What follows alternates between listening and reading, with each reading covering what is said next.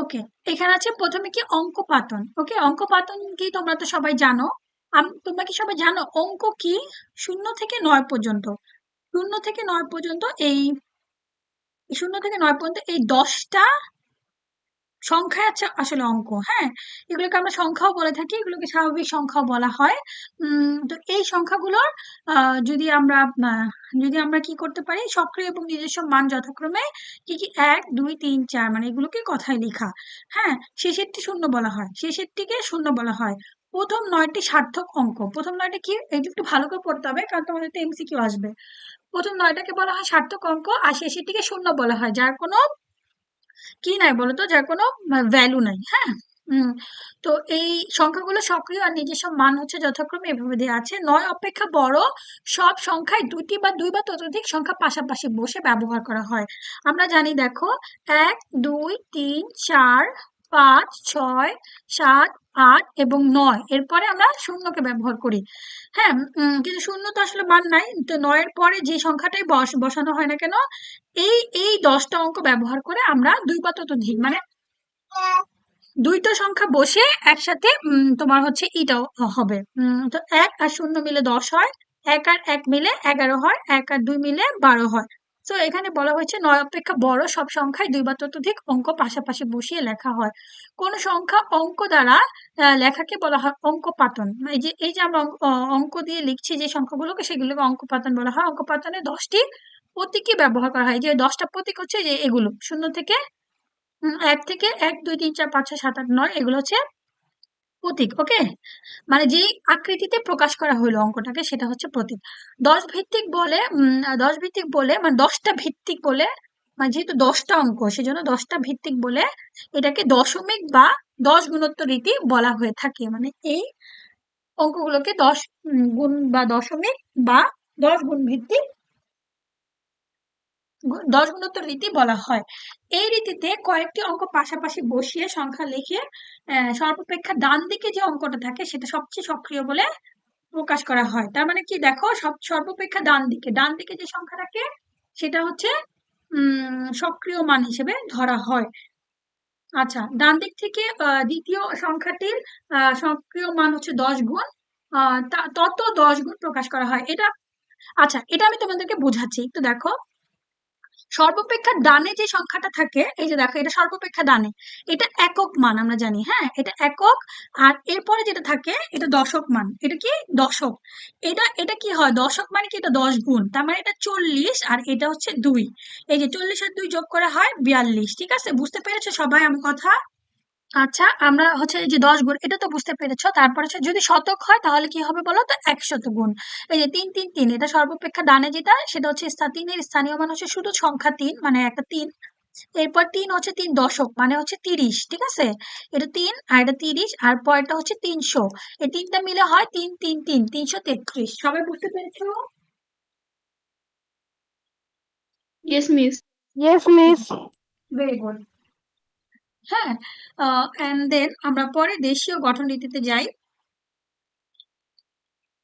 আচ্ছা, দেশীয় গঠন রীতিতে তোমরা সবাই জানো যে একক, দশক, শতক, হাজার, নিযুত, কোটি, এভাবে করে অঙ্কগুলোকে কাউন্ট করে। এটা তোমরা আশা করি সবাই এগুলো এগুলো পারো, আগের ক্লাসগুলোতেই শিখছো। ঠিক আছে, এই যে আমি তারপর একটা সংখ্যা লিখে দেখাই। ধরো ধরো আমরা অনেকগুলো একক, দশক, শতক, হাজার, অযুত, লক্ষ, নিযুত, কোটি। হ্যাঁ, তো আমরা একটা কোটি সংক্রান্ত একটা অঙ্ক লিখেছি এখানে। এই দেখো, একক, দশক, শতক, হাজার, এই যে এই এই দুইটা হাজার, কিন্তু এর পাশে আছে কি বলতো, 3 আছে, 3। এখন এর পাশে যে 3টা আছে, সেই 3টাকে আমরা কি বলবো বলতো, হাজার পরে অযুত বলবো, তাই না? এখন এক অযুত মানে কি তোমরা বলতে পারো, এক অযুত মানে কত? 10,000.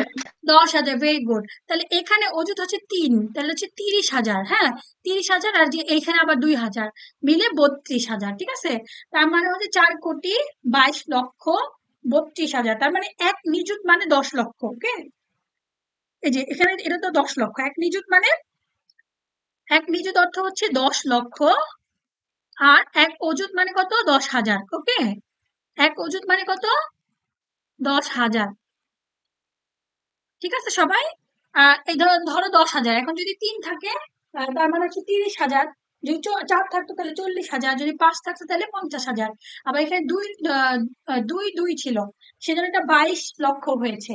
এটা হতে পারতো 4 5 6 যেটা থাকতো আহ অত দিয়ে 10 গুণ করে অত লক্ষ হইতো। ঠিক আছে, সবাই কি এটা বুঝতে পারছো লক্ষ আর নিযুতের হিসাবটা? Yes, miss. ওকে, গুড। আমরা পরের স্টেপে চলে যাই, এখানে আর কিছুই নাই। এখানে আছে কমা বসিয়ে কথায় লিখো, মানে এই যে এরকম একটা সংখ্যা দেওয়া আছে, এখানে কমা কমা বসানোর সিস্টেমটা আমি না হলে দেখিয়ে দিই। 98, 75, 47, 221 এরকম একটা সংখ্যা দেওয়া আছে। কমা কোথায় বসাতে হয় আমি বলি। আমরা কিভাবে কাউন্ট করব? একক, দশক, শতক, হাজার করে কাউন্ট করব। একক, দশক, শতক, এই যে হাজার, হাজারের আগে একটা কমা দিতে হয়। হ্যাঁ, তারপরে হাজার, অযুত, লক্ষের আগে একটা কমা দিতে হয়। নিযুত, কোটির আগে একটা কমা দিতে হয়। এই কমা দেখে আমরা সহজেই বলে দিতে পারছি এটা 98 লক্ষ, 98 কোটি 75,000, সরি কি বলছি, 98 কোটি 75 লক্ষ 47,হাজার 321। আচ্ছা, আবার বলো 98 কোটি, ঠিক আছে? ওই যে ওই কমা দেখে আমরা বুঝতে পারছি দুইটা মিলে হয়েছে কোটি, আর এই দুইটা মিলে কি হয়েছে? 75 লক্ষ হয়েছে। 47 হয়েছে হাজার 321। সবাই পারবে? বুঝতে পেরেছো? সবাই Yes, বুঝতে miss. পেরেছো? ওকে। তো এই যে দ্বিতীয় যে অঙ্কে লিখো আছে, এটা পারবে না সবাই? 7,75,00,000 5,90,000 এটা লিখতে পারবা সবাই? Yes, miss. Yes, miss. ওকে। আচ্ছা, এখন আসো বৃহত্তর ক্ষুদ্রতর সংখ্যা। আমরা জানি যদি অঙ্ক দেয়া থাকে, যদি ধরো কয়েকটা 4 5 3 1 এরকম অঙ্ক দেয়া থাকে, তাহলে ক্ষুদ্রতম সংখ্যা বৃহত্তর সংখ্যা বানানোর জন্য এটাকে বড় থেকে ছোট, ছোট থেকে বড় ক্রমে সাজিয়ে নিতে হয়। কিন্তু যদি বলা না থাকে, তোমাকে বলা হয় যে সব 5 অঙ্কের সবচেয়ে বৃহত্তর সংখ্যাটা লিখো। তো আমরা জানি যে 9 হচ্ছে সবচেয়ে বড় সংখ্যা, এক অঙ্কের হলে 9 হচ্ছে সবচেয়ে বড় সংখ্যা। তাহলে 5 অঙ্কের বৃহত্তম সংখ্যা কি হবে? 5টা 9, ঠিক আছে? এখন 7 অঙ্কের বের করতে বলছে, তার মানে 7টা 9। আর ক্ষুদ্রতর সংখ্যা বের করতে বলছে। আচ্ছা, ক্ষুদ্রতর সংখ্যা যদি অঙ্ক দেয়া না থাকে, সেক্ষেত্রে আমরা জানি 0 0 0, শূন্যের আগে ক্ষুদ্রতর হচ্ছে, শূন্য দিলে তো কোনো ভ্যালু থাকে না, মানটা হয় না, তাই হচ্ছে 1 দিতে হয়। 1 হচ্ছে সবচেয়ে ক্ষুদ্রতর সংখ্যা। এখন 3 অঙ্কের ক্ষুদ্রতর সংখ্যা কোনটা হবে? 1 দিয়ে 2টা শূন্য, দুইটা শূন্য 1, এটা কিন্তু এটা মানে তো একই, তাই এটা এটা মানে তো এক, সামনে শূন্যগুলোর ভ্যালু না, এটা এক, তাই এটা হবে না। 1 দিয়ে 2টা শূন্য, তার মানে হচ্ছে শূন্যগুলোর ভ্যালু আছে, তার মানে এটা হচ্ছে 3 অঙ্কের ক্ষুদ্রতর সংখ্যা। যদি এখন 4 অঙ্কের বলে তাহলে 1 দিয়ে 3টা শূন্য দিতে হবে। যদি 5 অঙ্কের বলে 1 দিয়ে 4টা শূন্য দিতে হবে। এখানে 7 অঙ্কের বলছে, তাই 1 দিয়ে 6টা শূন্য দিতে হবে। বুঝতে পেরেছো সবাই আমার কথা? Yes, Yes, miss. miss. Very good, very good, very good, খুব ভালো। তাহলে আমরা পরেরটাতে যাই।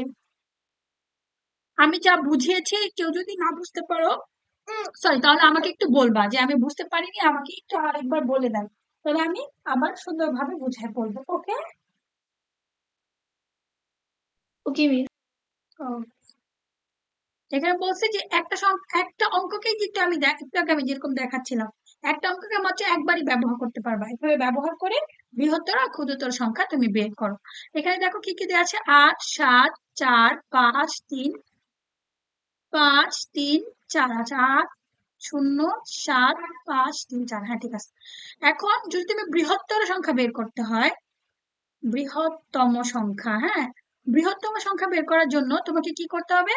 বড় থেকে ছোট ক্রমে সাজাতে হবে। সরি, চিহ্নটা ভুল দিলাম, যেদিকে বড় সেদিকে ওপেন জায়গা দিতে হয়। 5 4 3 0, তার মানে বৃহত্তর সংখ্যাটা কি হবে? 7 4 5 4। জাস্ট বড় থেকে ছোট ক্রমে সাজানোর পর এভাবে লিখে দিবা। তারপর ক্ষুদ্রতর সংখ্যা কি হবে? জাস্ট এটার উল্টা, 0, তারপর 3, তারপর 4, তারপর 5, তারপর 7, তারপর 8। ওকে? এখন তুমি যখন ক্ষুদ্রতর সংখ্যা এটা লিখবা, তখন যদি শূন্য দিয়ে শুরু করো তাহলে হবে না, কেন বলো তো? তাহলে তো শূন্য থাকবে না, তাহলে অঙ্ক সংখ্যাটা তো কমে যাবে। দেখো, আমি যদি ক্ষুদ্রতম সংখ্যা এটা লিখি, ক্ষুদ্রতম সংখ্যা যদি আমি এইভাবে লিখি যে 0 3 4 5 7 8, এটা লিখলে তো এই শূন্যটার কোনো দাম নাই, তখন তো অঙ্ক অঙ্ক কয়টা হয়ে গেল? একটা কমে গেল না? এভাবে লেখা যাবে না, তখন এটা কাটা হয়ে যাবে।